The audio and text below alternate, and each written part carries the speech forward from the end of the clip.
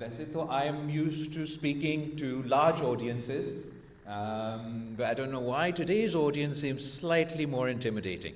It could be because we are here in the House of the Federation, the Presidency of Pakistan. Obviously, it's also the audience that sits before me. We have the might of Pakistani media, the cream of Pakistan's business community from all across the country, and of course, the diplomatic corps. I welcome you all. I thank you all for joining me, and I look forward to taking this opportunity to talk to you about the province of Sindh. It is my belief that we are a province that is often presented as a glass half empty in Islamabad. And through this presentation today, at the very least, I'd like to establish that we're very much a glass half full. There's a lot more potential for us to unlock, hopefully, together. The Pakistan People's Party government in Sindh started in 2008, and as the Chief Minister mentioned, every subsequent election, the people of Sindh have entrusted the Pakistan People's Party with a larger mandate than before. The Pakistan People's Party's philosophy has historically been rooted in roti, kapra, makan. Food, clothing, and shelter. The idea behind this philosophy, the idea behind this philosophy is fundamentally to address the issue of affordability. In a country such as Pakistan, where we have unemployment, poverty, but increasing income inequality, the Pakistan People's Party's approach to every sector across our government has been trying to invest in our institutions in such a way to allow our people the opportunity to afford the basic fundamentals in life. We inherited a government in 2008 that faced a multitude of challenges. We had the issue of terrorism and law and order.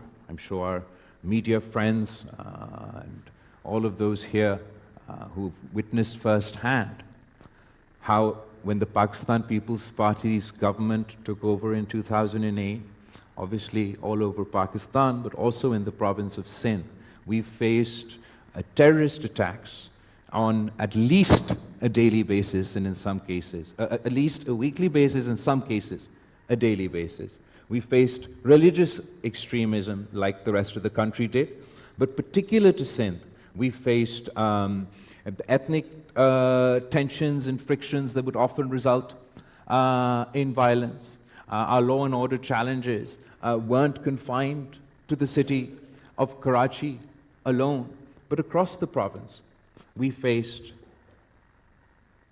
even in the northern parts of Sindh, in Larkana, my hometown, when before the Pakistan People's Party's government took over, we used to observe the anniversary of Shaheed Zulfikar Ali Bhutto every year in April. And our party used to have to go in convoys in order to provide our people the necessary protection in order to reach from across the province and across the country to Larkana. Similarly, whether it's our health infrastructure, our education infrastructure, I could go on about the challenges that we face. But after the Pakistan People's Party's intervention, we're proud of what we've achieved, whether it's law and order, whether it's education, whether it's public-private partnership. And I'd like to take this opportunity today not only on dwelling on our accomplishments, where we've come from, what we've achieved, and hopefully a little bit of where we'd like to go. I'm going to start with our healthcare sector. The Pakistan People's Party's approach has been that we believe that healthcare should be a fundamental right. That if the people of Pakistan, or if any citizen, cannot afford treatment, it should not mean that this is a death sentence. And we have invested over the course of 3 governments in setting up free of cost medical facilities and health infrastructure all across the province. And not only are our facilities that I'll just go on to talk about free of cost for all our citizens, but also of international standards. I'm going to start by talking about Karachi's JPMC. Actually, before that, I'm going to tell you that we've invested over the 3 governments, and we brought up our health budget from 2.9% of the Sindh's budget to 10% of our budget. As far as Karachi's JPMC is concerned, it is our sort of the cornerstone of Sindh's health system. It's our biggest hospital in Karachi, and it was handed over to us after the 18th Amendment from the federal government.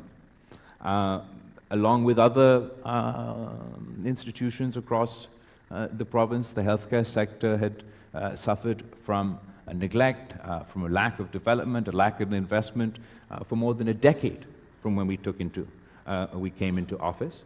And when we inherited the JPMC, our infrastructure was dilapidated. We had a capacity of 1,100 beds. And over the course of the Pakistan People's Party's government, we've now transformed this hospital in partnership with the people of Sindh, with the people of Karachi, with the philanthropists of Karachi, and as a result of heavy investment by the Sindh government into the country, one of the country's leading hospitals. We've added a 550-bed surgical complex and OPD, a 120-bedded psychiatric ward and OPD, a 110-bedded neurology ward, and OPD, top-of-the-line equipment. For example, we have the CyberKnife technology for the treatment of cancer at JPMC. This facility, again, in partnership with charitable organizations, the Patients' AIDS Foundation, we not only made it possible for this top-of-the-line cancer treatment to be available in Karachi, but we're also the only facility in the planet to offer this expensive treatment completely free of cost. We've taken the JPMC bed strength from 2012, it was 1,100 beds, to now 2,208 beds. So we've doubled our capacity so far. If I just talk about JPMC's this CyberKnife and cancer treatment facility, we've served patients from 178 cities and 24 countries. And our CyberKnife facility and other tomotherapy and equinox sessions and all of this component, we've served 250,000 patients. It says here, now I don't know whether that's daily or monthly because it's missing in my presentation, but this is one of our most expensive treatments that we afford to our citizens, absolutely free. And I just wanted to highlight that while 46% of our patients, so less than 50% of our patients who receive this treatment are from the province of Sindh, 31% of patients who receive this treatment are from Punjab, 11% of the patients who receive this treatment are from Khyber Pakhtunkhwa, 7% of the patients who receive this treatment completely free of cost in the province of Sindh are from Balochistan, and 5% are international patients that come to Karachi's hospital. So the JPMC that we inherited with 1,100 beds in 2012, we added our 200 bed, in 2020, we added our 500 bed surgical complex. In 2020, we also added our food complex, which feeds 500 people daily completely free of cost. In 2024, we added our psychiatry and neurology department of 120 beds. And as I mentioned, our bed capacity from 2024 went from, in 2024 went from 1,100 to 2,200 beds.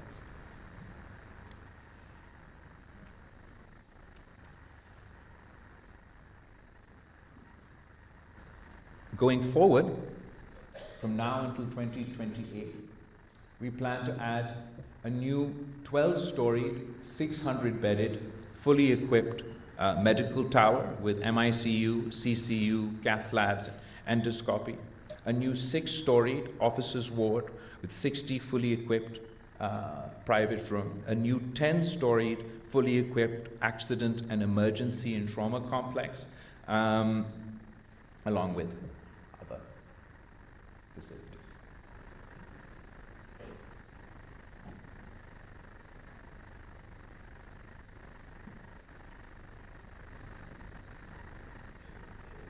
So by 2026, our employees' medical block with 60 beds. Again, 2026, our medical complex by 50 beds. Our emergency tower, that I mentioned, 722 beds.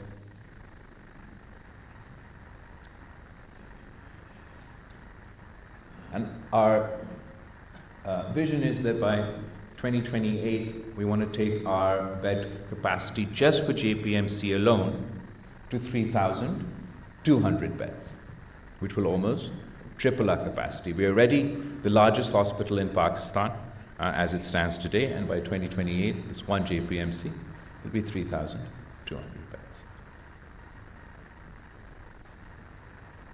Alongside JPMC, within the same compound in Karachi, we also inherited the NICVD, which is Pakistan's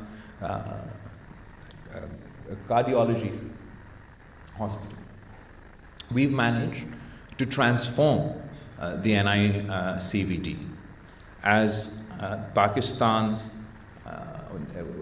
the largest free of cost cardiology network in the region. That includes the specific NICVD Karachi hospital that's right next to JPMC and is part of the same complex, but also 11 hospitals for free of cost heart care across the province. That includes our this building that we've redone, the NICVD by JPMC, NICVD Liari, NICVD Larkana, NICVD Sakhar, which is the building you see in the background, NICVD Hyderabad, NICVD Khairpur, NICVD Mithi, NICVD Tandu Muhammad Khan, NICVD Nawab Shah, and NICVD Baldia. These are all state-of-the-art, 100% free of cost, full-fledged cardiology hospitals that we've set up across the province. Along with these 11 hospitals, we've also set up 30 chest pain units in each of the 10 districts of Karachi and across the entire province. The thought behind this is that in cardiology, sort of the golden rule is if you've had a heart attack, if you can get to hospital within 90 minutes, you save a person's life. And we've managed to establish such a system across the province that not only provides this facility to our citizens, it provides it on their doorstep and completely free of cost.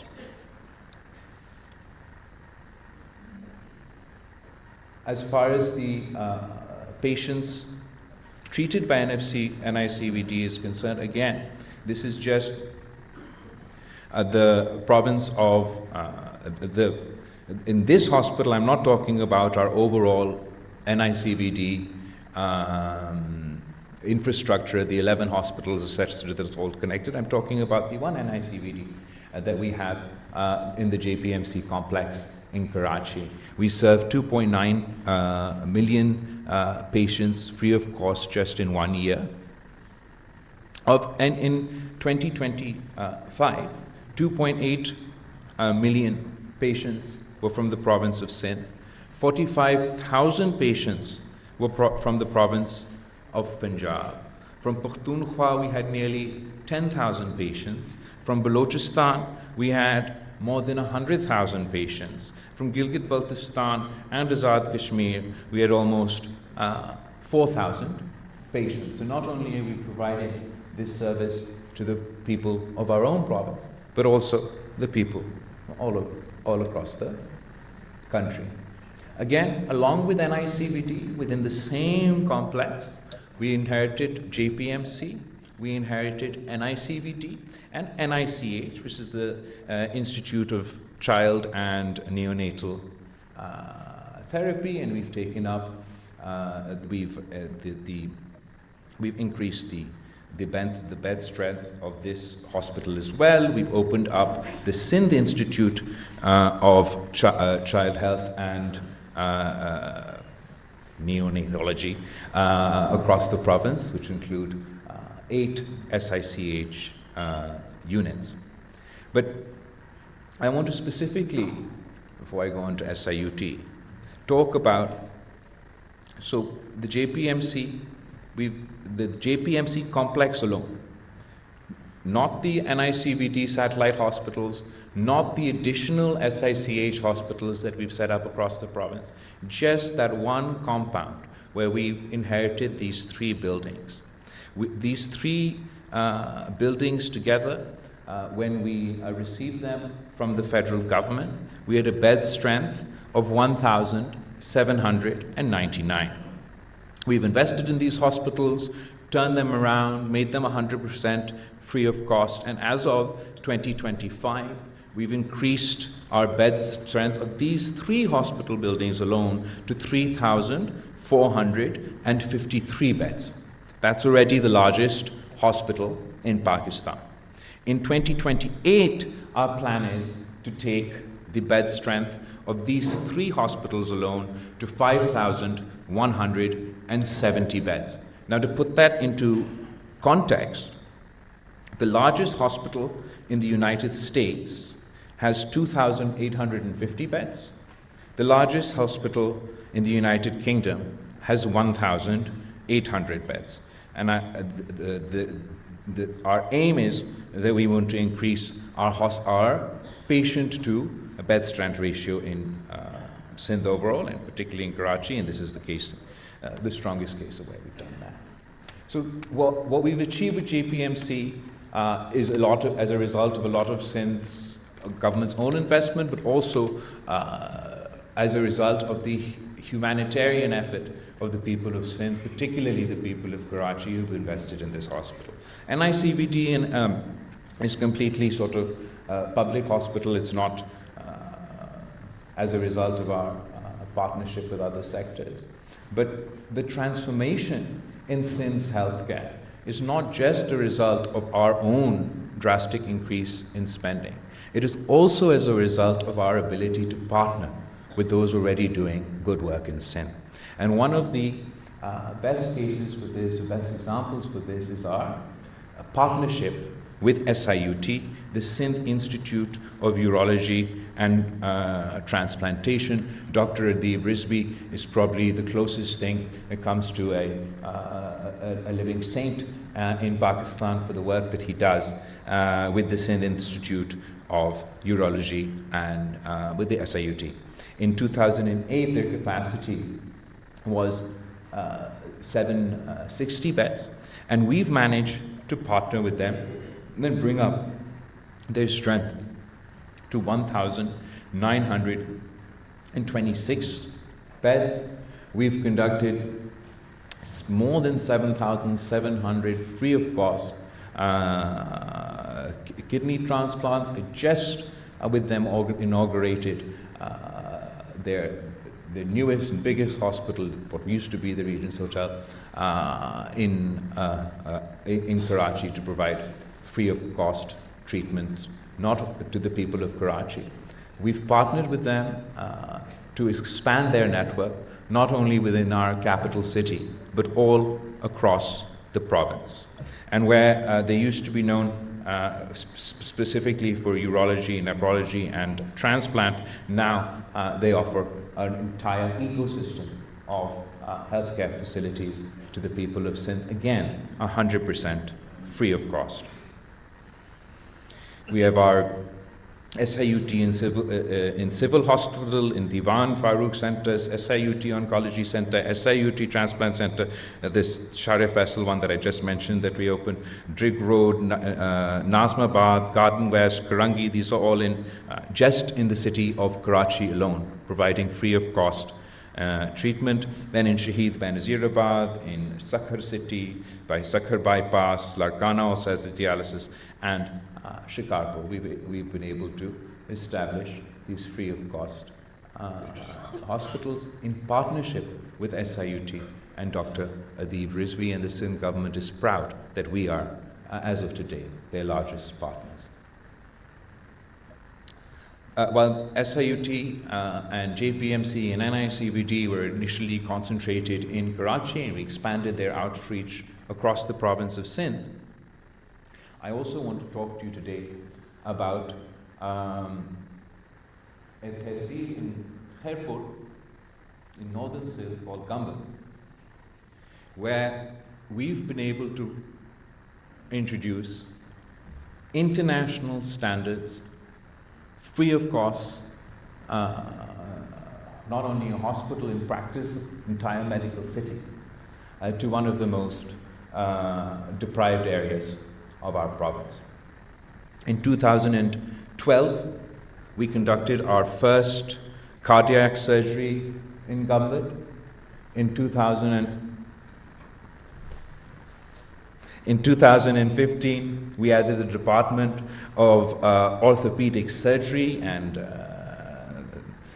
established our first kidney transplant was performed.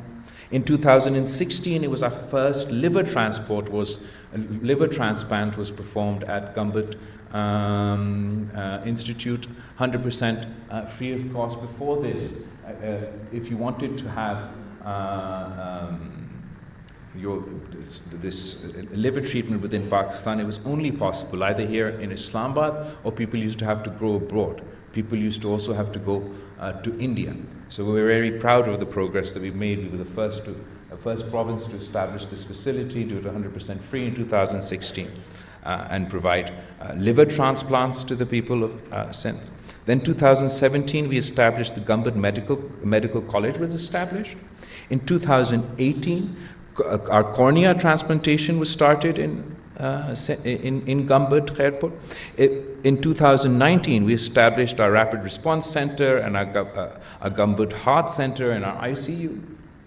In 2021, we established our Center for Hematology, Bone Marrow Transplant, 100% free of cost, and our Laser Therapy Center, our Department of Oncology and Department of Neurology. In 2022, we established Nuclear Medicine, Cancer Care and Research Center in Gambit, Khairpur. In 2023, we conducted we inaugurated our lung cancer and transplant facility in Gambit, Khairpur. By 2024, we crossed our 1,000 liver transplant, 100% free of cost. Liver transplants were done, and we crossed 100 bone marrow transplants successfully performed in Gambit, 100% free of cost. And going forward, our timeline for 2025 includes all of this, which I'm not going to read out to you, but there's a lot.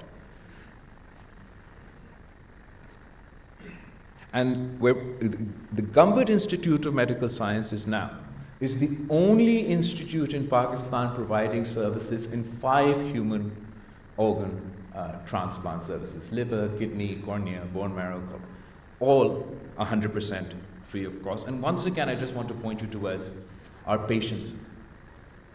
We conducted 1,362 free of cost liver transplants. Less than 50% of our patients were from the province of Sindh. 47% of our patients are from the province of Sindh. Second largest share of our patients are actually from the province of Punjab.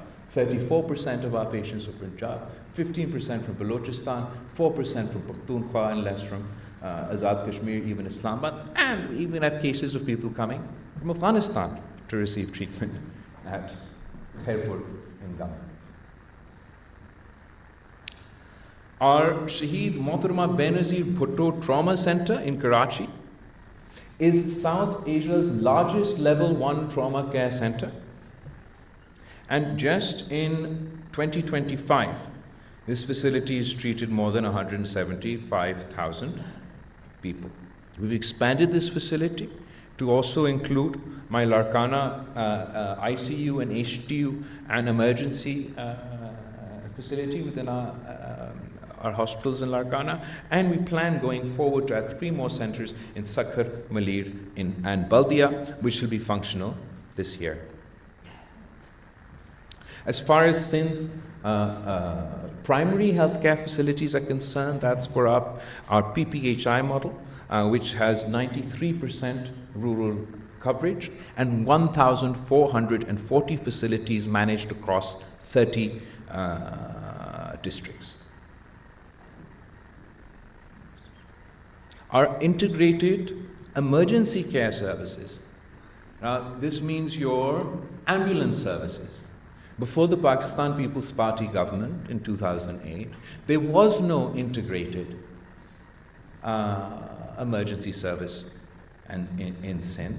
And now we have an integrated emergency service facility with the stats before you, how many patients and how many calls we receive on our hotline.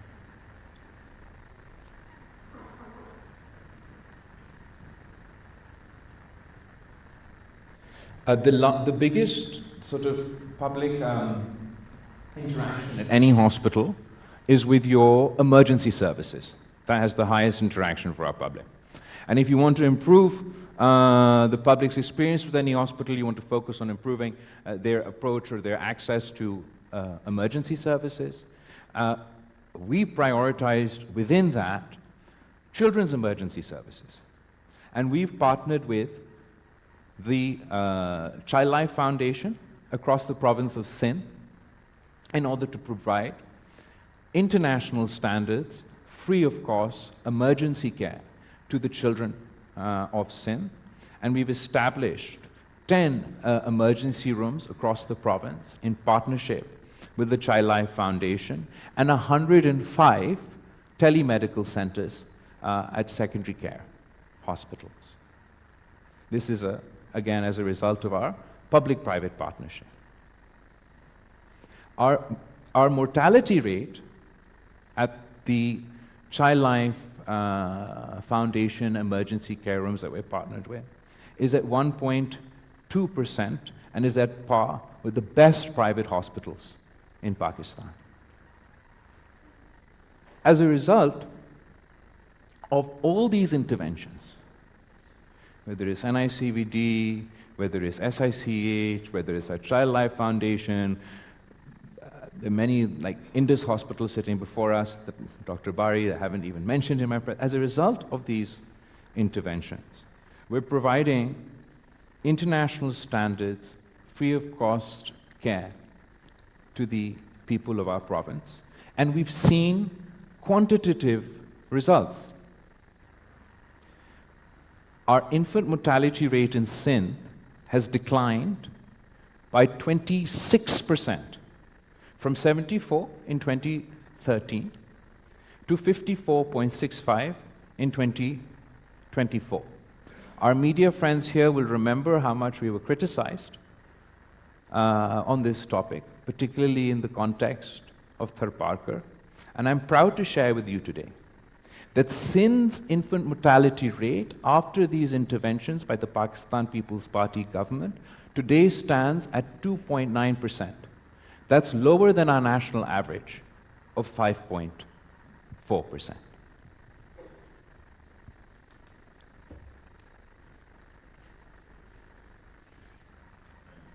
The second topic I'd like to discuss with you today is our education infrastructure.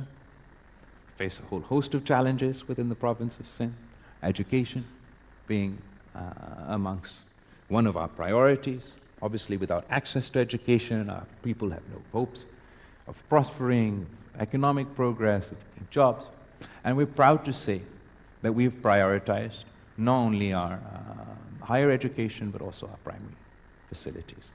In 1947, there was one university in the province of Sindh. 50 years, by 2008, there were 10 universities in the province of Sindh, and of those 10 universities, there were 2 additional campuses. When you establish a campus, it increases the outreach of that university. Say there's a university in Karachi, and I can establish a campus in Badin or somewhere else. It gives, still need one in Badin, but it gives access to rural areas. So by 2008, there were 10 universities in the province of Sindh and 2 campuses, mostly established in the 1970s, subsequently in the 1990s. By 2025, we now have 30 universities, 30 public universities in the province of Sindh established by the Pakistan People's Party government. And in addition to these 30 universities, we now have 18 instead of those 2 campuses. That further extends the reach of these universities into our rural and more far-flung areas of the province. As far as our primary education is concerned, I want to particularly talk about the challenges we faced as a result of subsequent consistent flooding. In 2010 and 12, we had our education infrastructure ravaged by the historical floods that we faced then.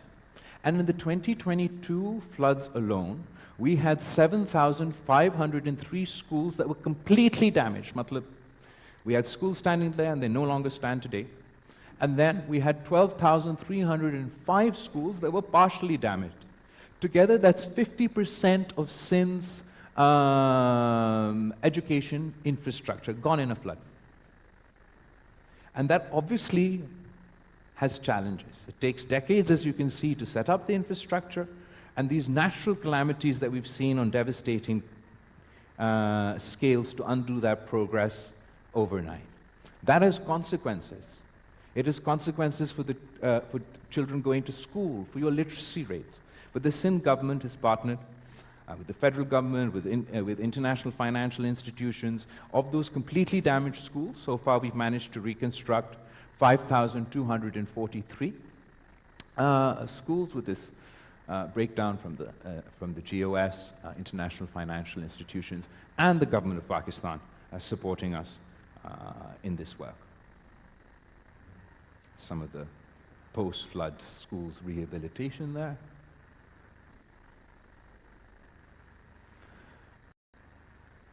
We have a whole host of other interventions. I've thought I'd try to narrow them down. Teacher recruitment used to be a serious issue. We partnered with private institutions, international institutions, to ensure that we have transparent, merit-based appointments within our teachers recruitment initiative, and we managed to recruit more than 100,000 teachers through this merit-based process. We have public-private partnerships that have outsourced we've partnered with NGOs, with the private sectors to run educational institutions, public schools in Sindh. This has drastically increased the service delivery. I'd particularly like to mention Mr. Shehzad Roy, that's sitting in the corner over there, and his Citizen Foundation for the partnerships that we've done. We've improved our student-to-teacher ratio in Sindh. We had a student-to-teacher ratio of 50 students to 1 teacher when the Pakistan People's Party government took over. We've now managed to bring that down to 35 students to 1 teacher. We still have a long way to go. We've built 129 new colleges. We have scholarships programs, international scholarships programs, the most recent of which is the Oxford Bhutto scholarship, and also with the Sindh education, we have scholarship programs that seem to have been eaten up my data, or I just can't see it. trust me. We have not only international scholarship programs, but also local scholarship programs. There we are, 4,000 scholarships annually just through the Sindh Education Foundation alone. What we're particularly proud of is not only our tertiary care, our university, our primary school education, but particularly our special education facilities for differently able Pakistanis.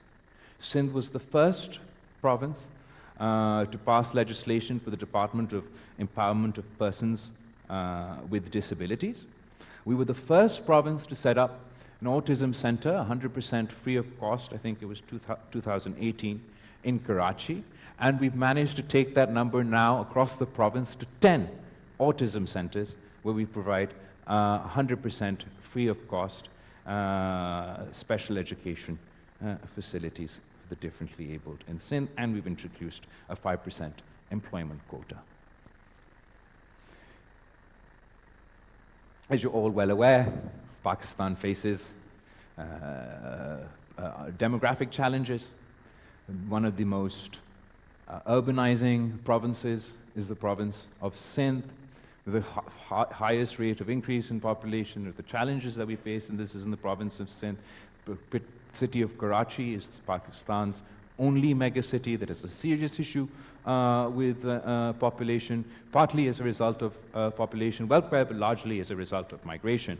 But we're also proud of the fact that Sindh is the first government and the first province that legislated on family planning.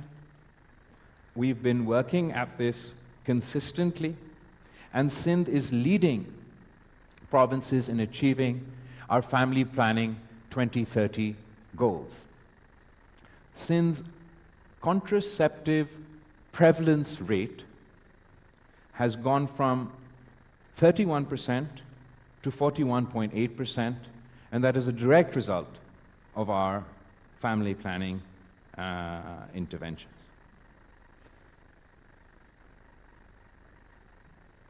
Along with family planning, I'd mentioned the sort of crux of our philosophy being about affordability. So we provide free of cost healthcare, because one of the most expensive challenges that any family can face can be the cost of healthcare. It can rip families out of the middle classes and into poverty, and also there are those who are completely out of reach. Similarly, we've tried to expand our network of public education facilities to ensure that our citizens get free of cost education, whether it's their universities, whether it's their primary school. Talked about population welfare. Along with that, the Pakistan People's Party is very proud that we'd introduced at the national level, at the federal level, the Benazir Income Support Program, which is the first and only social safety net that exists in Pakistan, and meets all international standards. Simultaneously, at the provincial level, we've had various different interventions, and I'm just going to talk about one today, for poverty alleviation. And that's our Sindh. Do you want to do it? Yeah. Sindh Rural Support Organization, through which we've provided interest-free loans and other supports, particularly to the women of Sindh. And as a result of this program, we've managed to lift so far 1.4 million women out of poverty. And the thing that I'm sort of proudest about this program is usually when we want to start an initiative, we go to either our international partners or local partners and we make a pitch that this is what we want to do, come partner for us, come give us financing. In the case of this SRSO, which became the People's Poverty Reduction Program, this was the one initiative where we'd started on our own in the province of Sindh, and it went so well that the European Union approached us that they would like to join us in financing this initiative, which allowed us to then expand it through international partners and our own local support. So as I mentioned, we provide interest-free loans. We've got interest-free loans for women to start their own businesses at different scales. So there's an average scale for if they want to start, to provide them support in the form of the loans, in these loans to start those businesses. Then there's sort of higher end, we provide a little bit more support through an enterprise development fund for more upscale businesses that they want to start. And it is primarily through that we've managed to lift these women out of poverty, but we've also included support for vocational training and low-cost housing and a whole host of other interventions. But just the point that I want to highlight as a result of this, even sort of the commercial people and business people present here today will know that the recovery rate of our loans from our commercial banks for some of our top strata within Pakistan society is nowhere near the recovery rate that I mentioned over here. For our 5.8 billion that became 9.8 billion rupees of investment in interest-free loans for for these women, our recovery rate is 98%. So what that means is not only does it speak to this program's success, it also speaks to these women's success. And we're really very proud of that. I mentioned the flooding, the consequences that had in 2022 for our education infrastructure. To put it into perspective, the scale of this flooding and how devastating it was, particularly for the province of Sindh, is that 70% of Sindh was submerged in water. 24 of our 30 districts were declared calamity hit, and 2.1 million houses were destroyed.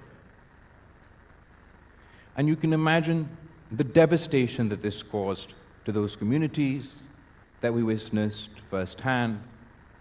I happened to be the Foreign Minister of Pakistan at the time, and I'm very grateful to the Prime Minister Shehbaz Sharif and the federal government who all rallied together.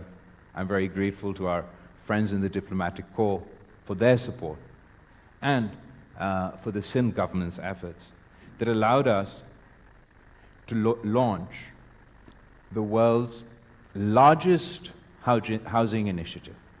Before us, I'm going to say the wrong name, so I'm not going to say the country, but now we currently, the world's largest housing initiative to rebuild these 2.1 million homes.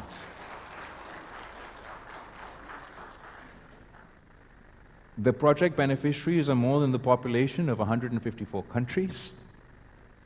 Not only are we rebuilding their homes, we're rebuilding climate resilient homes. So the next time it rains and the next time it floods, these communities are not devastated. And it's an investment in the future, because every time such a devastation of this, we face such devastation at this scale, it drains provincial resources, federal resources. So we're building 2.1 million climate resilient homes.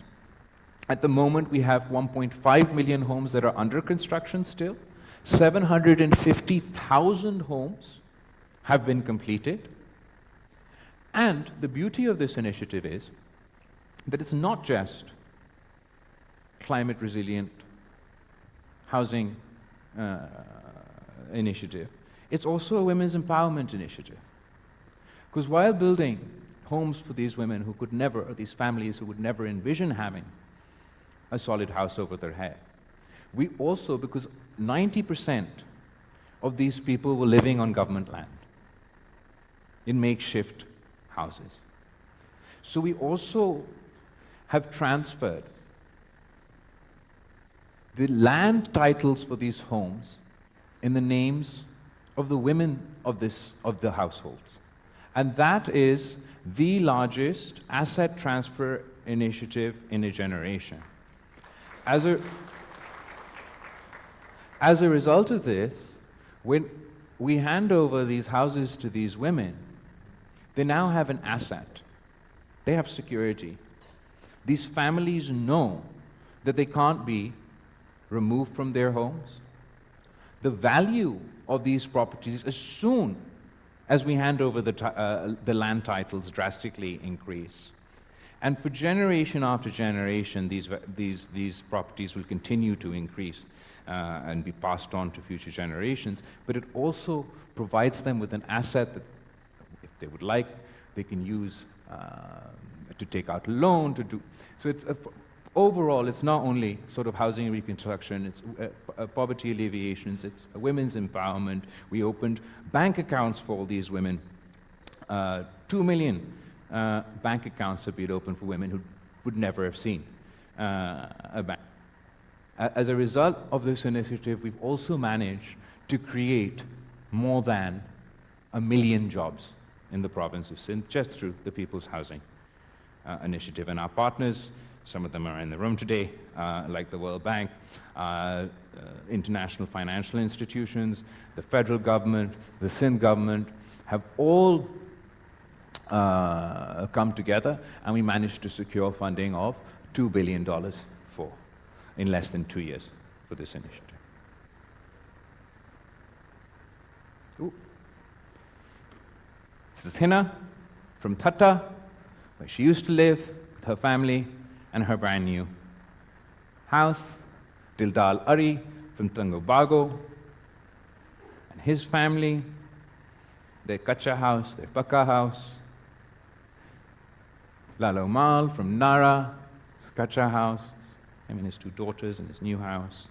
Muhammad Khan from Jacobabad, him and his family, how they used to live, they live today.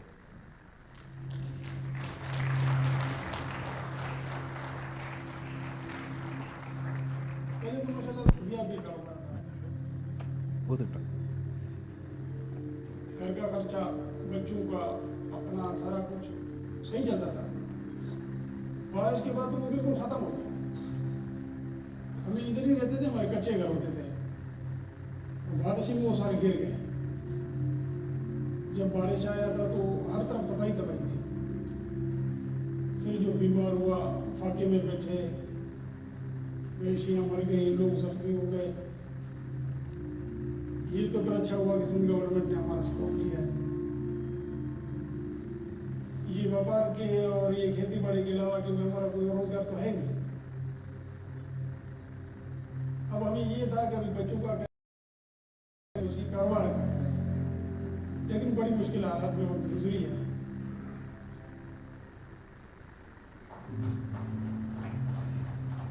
Government of Sindh की तरफ से जो team आई थी, वो आगे घर घर पे सर्वे कर रहे थे।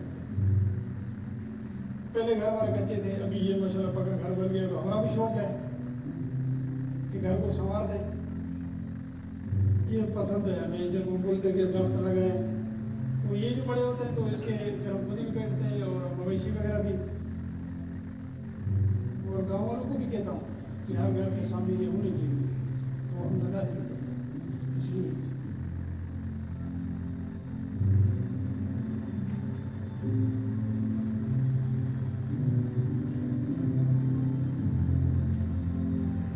घर माशाल्लाह भी हमारा बड़ा फर्स्ट क्लास हो गया। ये है कि हमारे बच्चों को मुस्तकिल बन जाए, यही उम्मीद है इंशाल्लाह।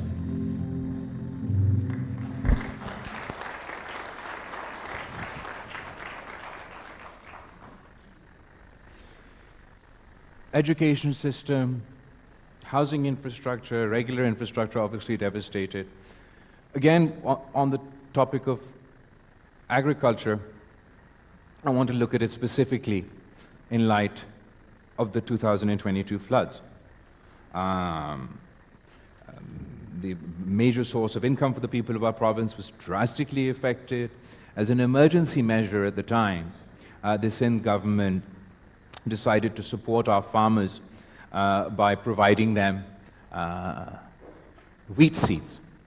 On an emergency basis, we reached out to 215,000 people in our province at the time, provided them this support, and as a result of this intervention, the following year we had the highest ever wheat production of 4.5 million tons in the province of Sindh. But we built on that experience. We used that data, and we started the Benazir Hari card, or the Benazir Farmer card, with the thought that in the future, when we face a natural disaster, we want a transparent mechanism where we can get financial support directly into the hands of the farmers. These 200,000 people that we'd given the wheat seed became the first people to subsequently join our Benazir Hari card. And the concept behind this initiative was not only support in times of emergencies, but the government of Sindh, and even the federal government, but they're not associated with this yet, provides a lot of support to our farming communities. But it's not targeted, it's not transparent, and that's the direction that we'd like to move in the future. So this Benazir Hari card was a result of the 2022 floods. And recently, because we had this infrastructure in place, when last year Pakistan faced floods, we've had an even more expansive intervention from the government of Sindh through the Benazir Hari card, but also through CNIC and other identification mechanisms.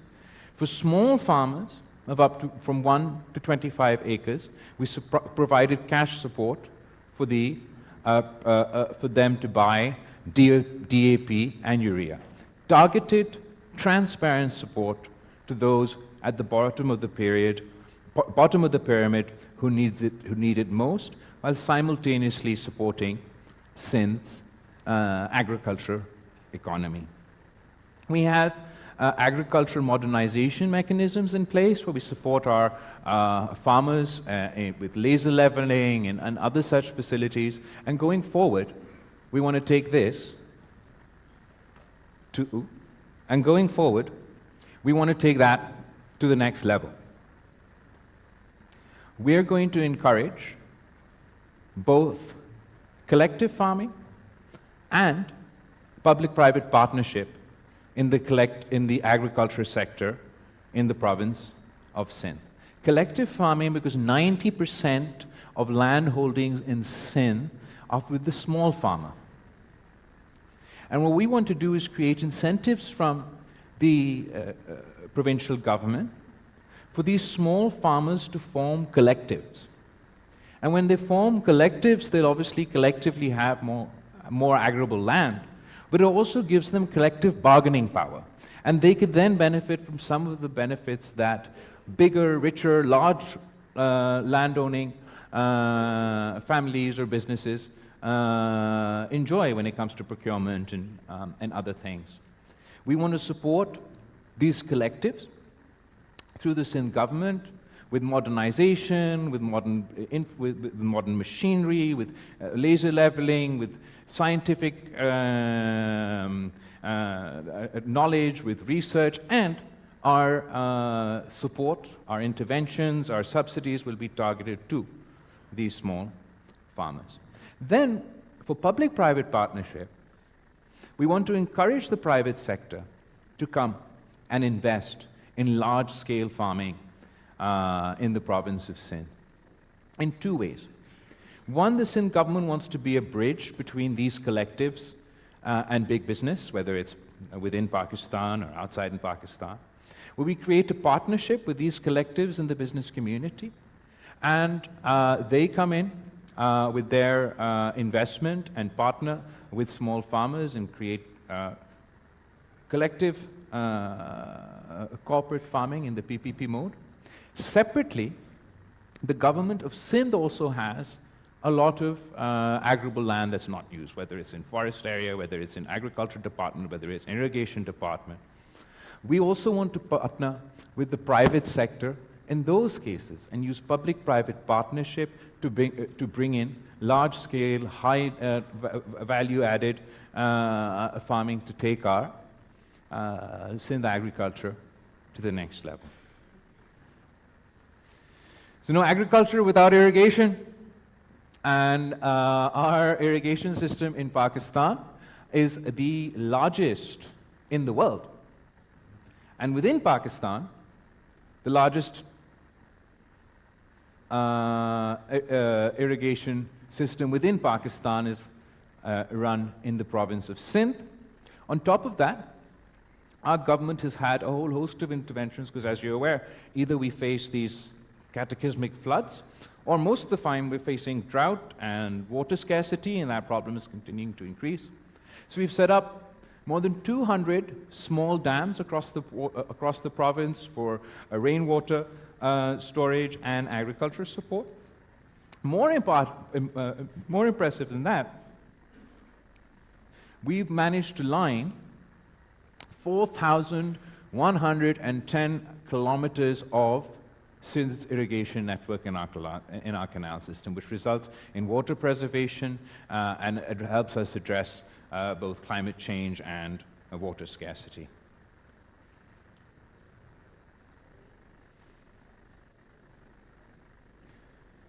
Ooh. As far as Sindh's infrastructure is concerned, so along with our irrigation system, we get a lot of criticism on our communication infrastructure. So I want to use this opportunity to clarify that there are two forms of this infrastructure in our province. The majority, say our national highways, are run by the federal government and the communications department. And that has and does, both from us and from others, receive a lot of criticisms, and we're really appreciative of the current government, the Prime Minister, for their commitment that the Sakhar onwards portion of our national motorway will be built. But that doesn't mean that the Sindh government doesn't build roads, it's just we can't build the federal government roads. We manage 57,000 kilometers of road networks in Sindh, of which 24,000 kilometers are either brand new or rehabilitated. I've included a whole host of pictures here, but the one I'm just going to point out to you, which is our latest initiative, Bilawal Bhutto in Karachi, which is a public-private partnership model, and we have a lot of our partners with us here today that's working on our communication infrastructure, roads, bridges. Since 1947 until 2008, there were 5 bridges built on the River Indus. And from 2008 up until today, we've managed to build 4 new bridges on the River Indus. This includes the largest bridge on the River Indus, which is our Chirk Mulakatiyar bridge in public-private partnership, and it's not here, but we're constructing our 5th bridge on the River Indus, which is our Kankot Ghotki bridge that is still under construction and hopefully be finished before 2028. What's infrastructure without transport? Well, in 2008, when the Pakistan People's Party government took over, the Sindh government had no public transport, no integrated public transport. And now, we have more than 200,000 passengers that commute daily through our integrated mass transit system. We were the first province to introduce electric vehicle buses in Pakistan. We were the first province to introduce the pink bus service in Pakistan, which is exclusively for women passengers with women drivers to provide a safe environment for women. And we also want to particularly encourage female mobility. So it's not just our pink bus service. The Transport Minister who introduced this for us today has also started a pink scooty service. And we'll continue. Still got a long way to go as far as public transport is concerned, and we continue to expanding this infrastructure, hopefully, in the time to come. Solid waste management. Again, an area of criticism, and naturally, as the most populated city, we have the most waste in the country. But yet again, before the Pakistan People's Party government, there was no solid waste management system in the province of Sindh. We've managed to set up the Sindh solid waste management system that started in the city of Karachi and its 10 districts, and then expanded to Hyderabad, Mirpur Khas, Sakhar, Shahid Benazirabad, and now even my own constituency of Larkana has its own solid waste management facility. Our solid waste management board and their contractors collect over 14,500 tons of waste per day, and there's still a lot more to do.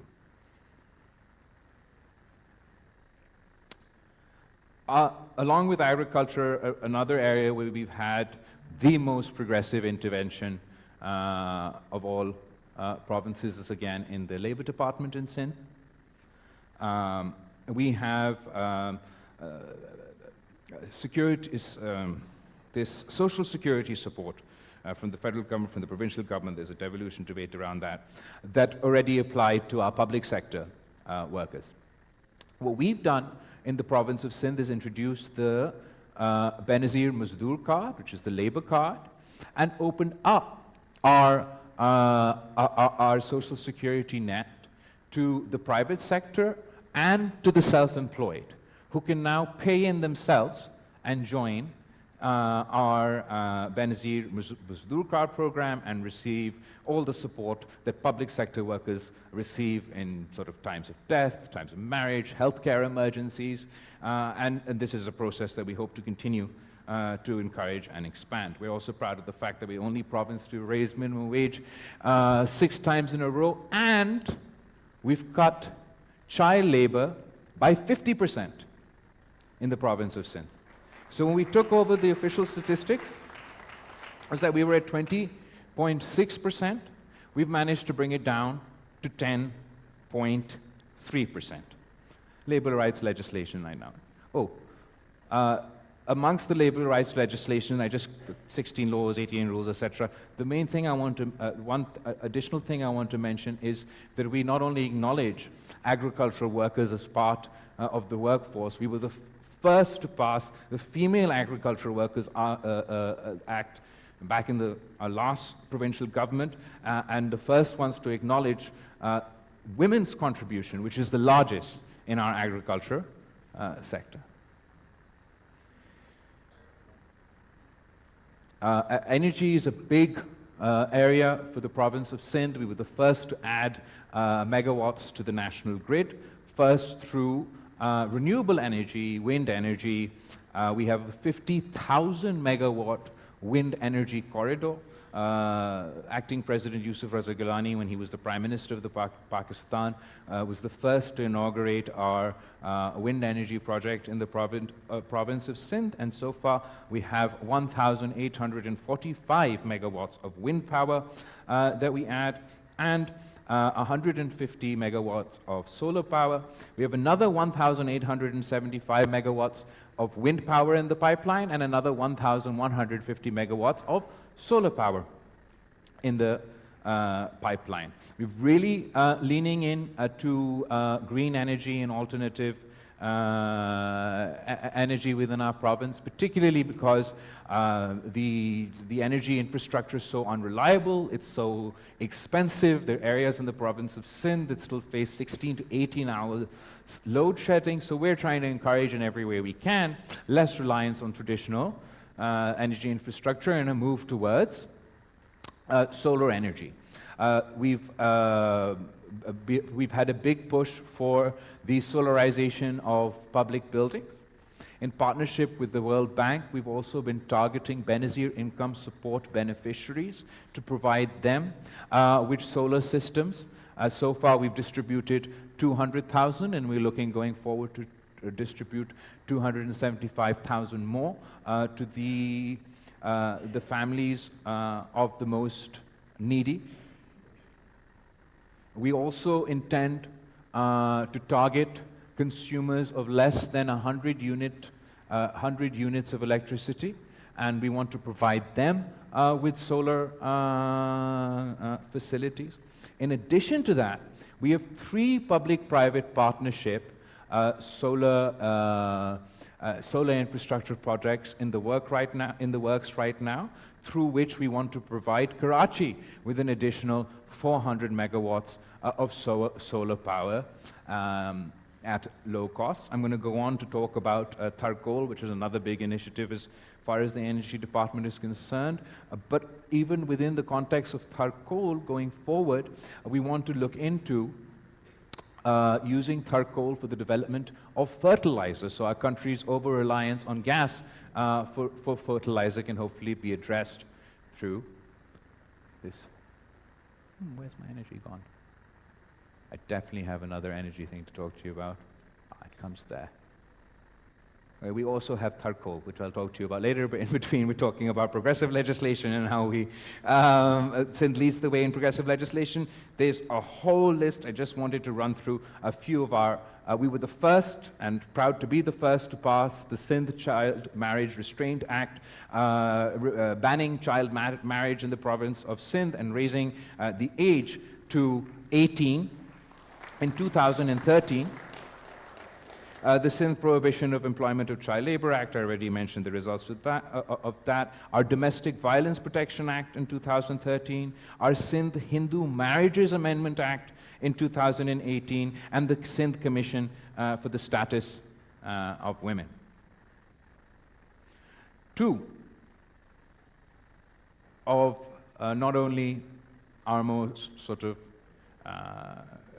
two sectors that we're very much proud of are special economic zones and our public-private partnerships, but also the two areas with the biggest potential to unlock, the most potential for both foreign and domestic partners to join with the Sindh government and expand what we've managed to achieve. In 2008, the Public-Private Partnership Unit was institutionalized by the government of Sindh.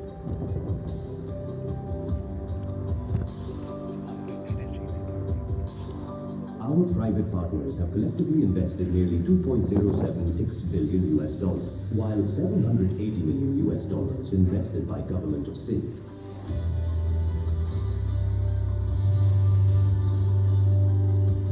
Sindh PPP institutional strength has not gone unnoticed.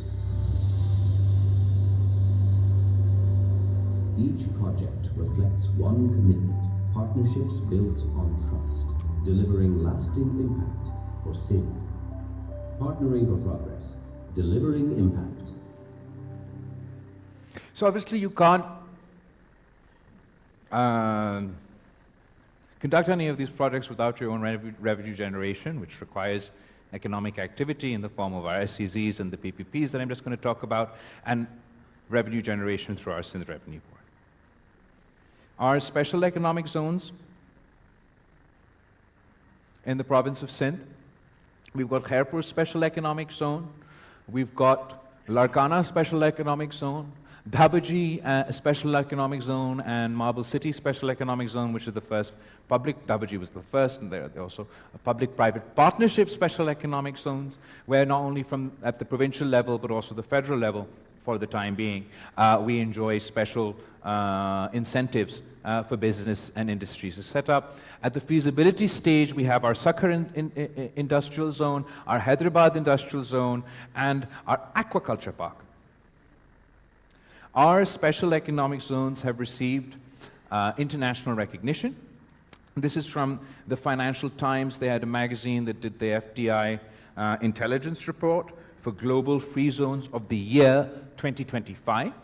And the best industrial zone, both globally and regionally, were highlighted, chosen, and then they had like a runner-up everywhere. So as you can see, the global industrial zone of the year winner was ZPE zone, and the highly commended, or the runner-up global economic zone, is Jebel Ali Free Zone. For the Middle East, the winner is Jebel Ali Free Zone, etc.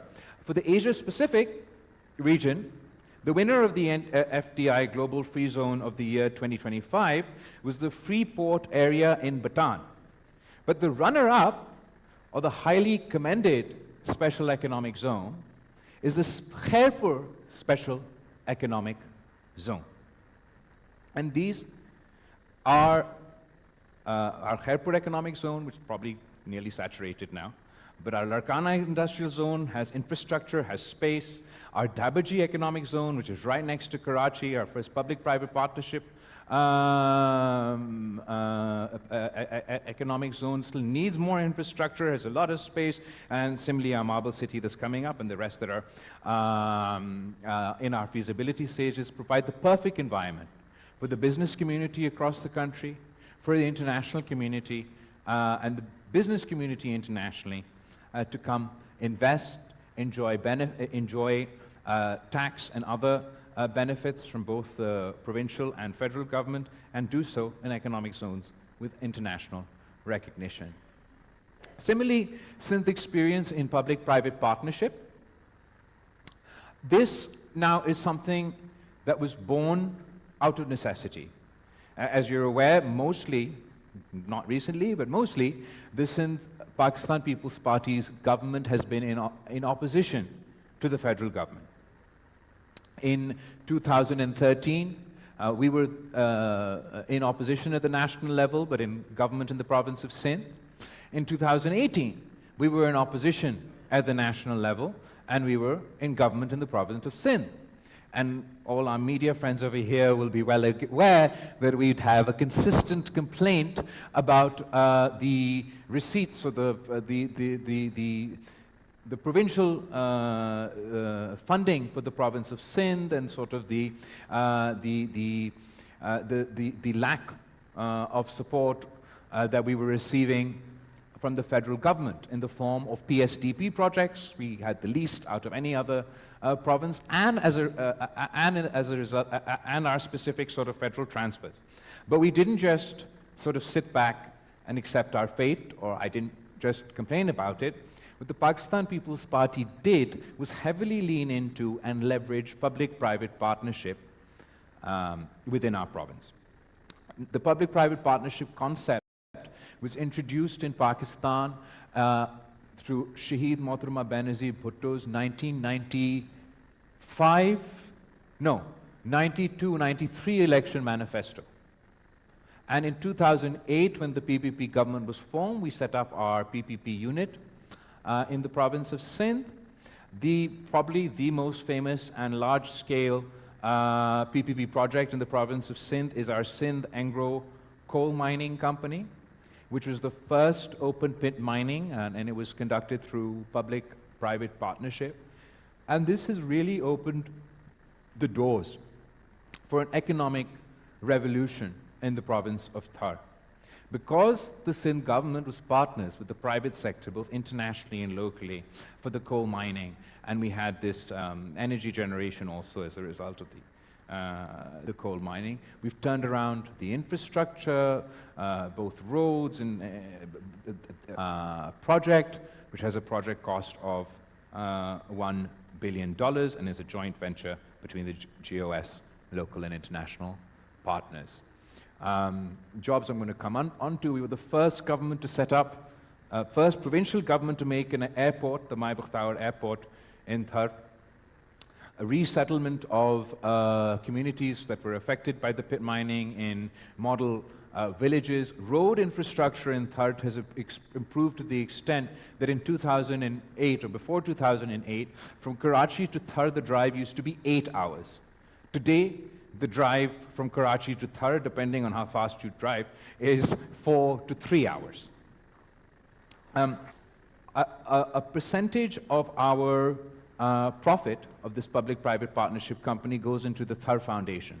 And the Thar Foundation then helps in our community uplift initiatives, one of which is our Thar Foundation Hospital that has been established in the district of Thar, and the Thar Foundation Hospital is run by Dr. Bari's Indus Foundation in public-private partnership. Just yesterday, I came from our NED University inauguration. We're inaugurating our campus for a new building for our campus of the NED University. We set up RO plants infrastructures that still needs a lot of work to address the water scarcity issues over there. Just Thar Coal Block 1 has created Block 2 has created 3,000, it says here, but I had 5,000 in my head, 3,000 jobs locally. The more important part is those jobs, 71% of the jobs as a result of this public-private partnership are directly Thari local jobs. An additional 10% above that are jobs from the province of Sindh. Then we have like close to 5%, which is rest of Pakistan, and then even less, which is our international sort of jobs as a result. We've had, as a result of this PPP initiative, we have female truck drivers in Thar for the first time. So all our trucks that are driven by local women. We had the first female engineer come out of Thar and then be employed at this PPP initiative. So Thar is sort of the cornerstone of Sindh's public-private partnership, but it's not the only thing we do. We have our water supply project of $200 million, which is a PPP mode, which is in partnership with Energy Tech from Kuwait. As a result of that initiative, we're now working on our NED technology part, again in partnership with the government of Kuwait. And we have a whole host of partners that are working with the Sindh government, locally and internationally, in public-private partnership. Sorry. These are some of our public-private partnership initiatives. Our Hyderabad Mirpur Khas dual carriageway is completely public-private partnership. I mentioned the largest bridge on the river Indus, the Sir Aga Khan Jirk Mulakatiyar bridge project. Our Karachi Thatta dual carriageway, public-private partnership. Water infrastructure, I've already mentioned, public-private partnership. Roads infrastructure we've also had as a result of public-private partnership, but it doesn't stop there. Education management, I've already mentioned. Management of many schools we've handed over in public-private partnership for primary education. Again, the same Shehzad Roy helps us with teacher training initiatives in public-private partnership that has increased the standards of our teachers, who are now tested and regularly tested to ensure that they meet the necessary standards. We've also rehabilitated 54 JICA girls elementary schools as a result in public-private partnership, and our regional bud centers are also public-private partnership initiatives. Our public-private partnership program in the province of Sindh is recognized globally. In 2018, the Economist magazine's intelligence unit rated Sindh province as number 6th for public-private partnership, after Thailand, Philippines, PCR, India, Gujarat, then the province of Sindh for our PPP mode. And most recently, we've had these IFN Deal of the Year 2021, and that's all 2021 for public-private partnership. Major projects that are now under construction in PPP mode, I mentioned our Share Bhutto, Kankot, the 5th bridge that we're now building on the river Indus, the Ghotki Kankot Bridge is public-private partnership, Marble City project, public-private partnership, Dhabaji I already mentioned, NED I already mentioned, okay, I'm mentioning things twice now. Major projects that are at the feasibility stage for PPP mode are before you, our Yellow Line, our Sakhar and Hyderabad Industrial Zone, our sewage treatment plant for Karachi, our aquaculture park project, there's a livestock project, there's more water sector projects in Sakhar, all in our feasibility stage for public-private partnership. Through public-private partnership, not only have we produced the first electricity through the Tharparkar, done our infrastructure, done our schools, done our healthcare, we've even reclaimed the mangroves. So we had incredible mangrove loss across the Indus Delta, which has devastating consequences for local agriculture, local communities, climate, etc. And through public-private partnership, we've increased our covered area from 270,000 mangroves to now 270,000 acres, sorry, to now 675,000 acres of mangrove covers. 2 Guinness Book of World Records for this mangrove initiative, for the largest number of mangroves planted in a day. So we first won in 2000 and I forget the dates now. So we first won 1 Guinness Book of World Record for the largest number of mangroves planted in a day. Then India won So we couldn't let that stand, and we went and did it again. So that's why we have 2 Guinness Book of World Records. And we've earned $40 million as a result of carbon credits from planting mangroves. So in our PPP mode, our portfolio so far, we've executed about $600 million worth of projects in road, energy, healthcare sectors. Our projects under construction is another $650 million. But the main figure that I want to point to here is our investable portfolio, our investable project portfolio for the province of Sindh is $5.2 billion, and we're very keen to work with the international community and a local business community, just as we realized all these other public-private partnership initiatives to bring these other projects into, to realize all these other projects. And I'd like to use this opportunity today to invite you all to come take advantage of our special economic zones, of our experience in public-private partnership to benefit within the province of Sindh, and even our advice to the federal government would be that if you want to cut down on the PSDP, you want to cut down on public spending, a large segment of the federal PSDP should be shifted to public-private partnership, where you can partner with the private, with the business community within Pakistan, you can partner with the international community to address your fiscal space issues without burdening others. Final point, and I swear I'm going to feed you something. Sindh Revenue Board. Sounds dull, but it's very important. Because how are we going to provide free healthcare, free education, improve our infrastructure at all the facilities that I showed you today without the funding? Key is revenue. The Sindh government set up the Sindh Revenue Board, I believe, in 2012. As a result of the 18th Amendment, the sales tax on services were devolved to the provinces, and we set up the Sindh Revenue Board to help collect this tax. The last time this tax was with the federal government was in 2011, and they collected 16 billion rupees in 2010. That's from the province of Sindh, the sales tax on services that the FBR collected the last time they had this responsibility. In 2011, within 1 year, the government of Sindh Revenue Board collected 28 billion rupees, which was a 68% increase from the federal government's collection. And today, 2024, the Sindh government's Sindh Revenue Board has collected 307 billion rupees in sales tax on services. The federal government's FBR's growth rate every year is 10%. Our SBR's growth rate is an average of 19%. It's economic competence.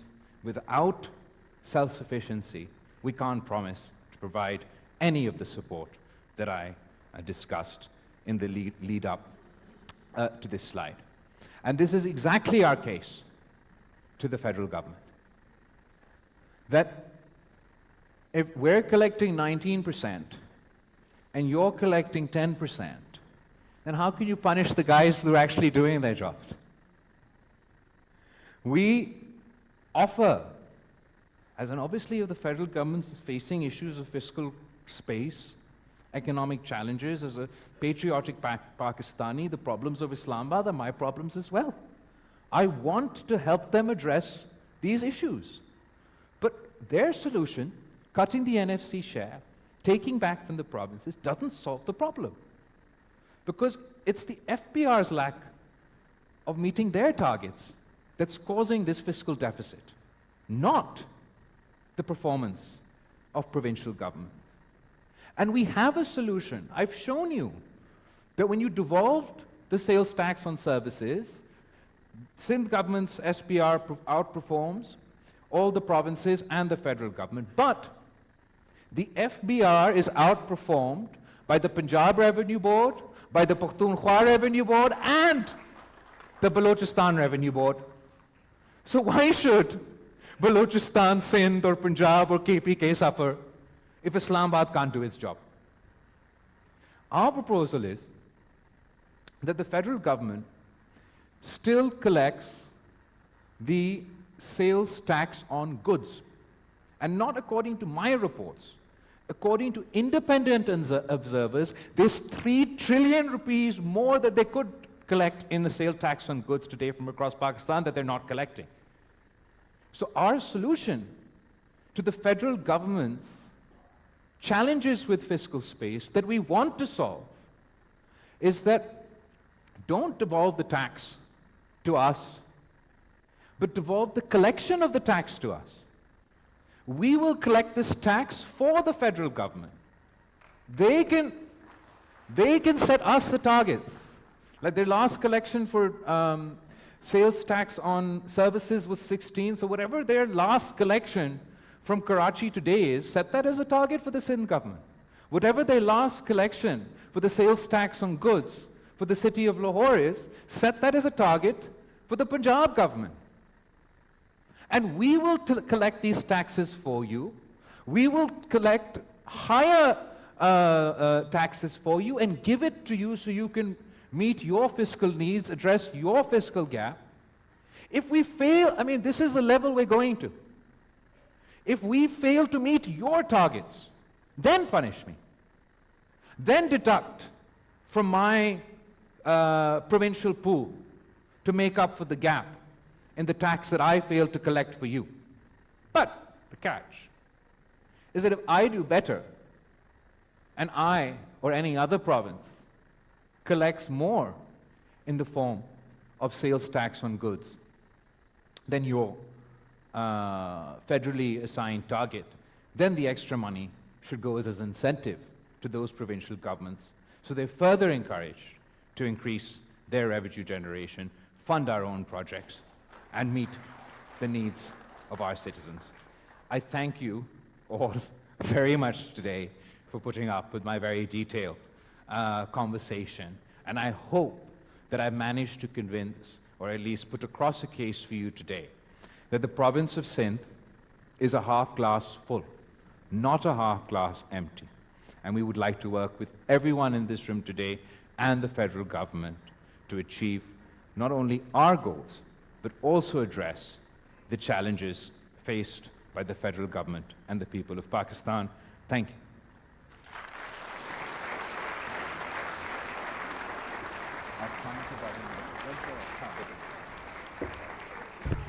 Thank you very much, ladies and gentlemen. Please join us for lunch. Please. In the next room. Thank you.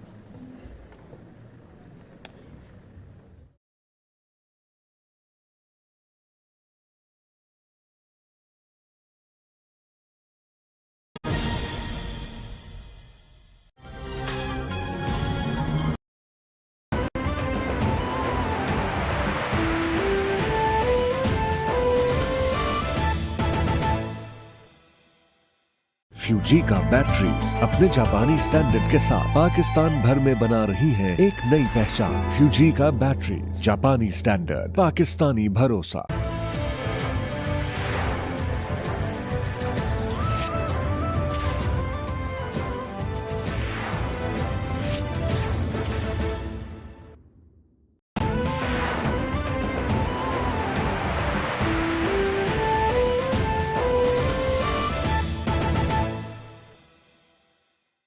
भी Osaka battery लगाकर अपनी जिंदगी बदले ना, क्योंकि याद रख काका, बैटरी सिर्फ उसाका।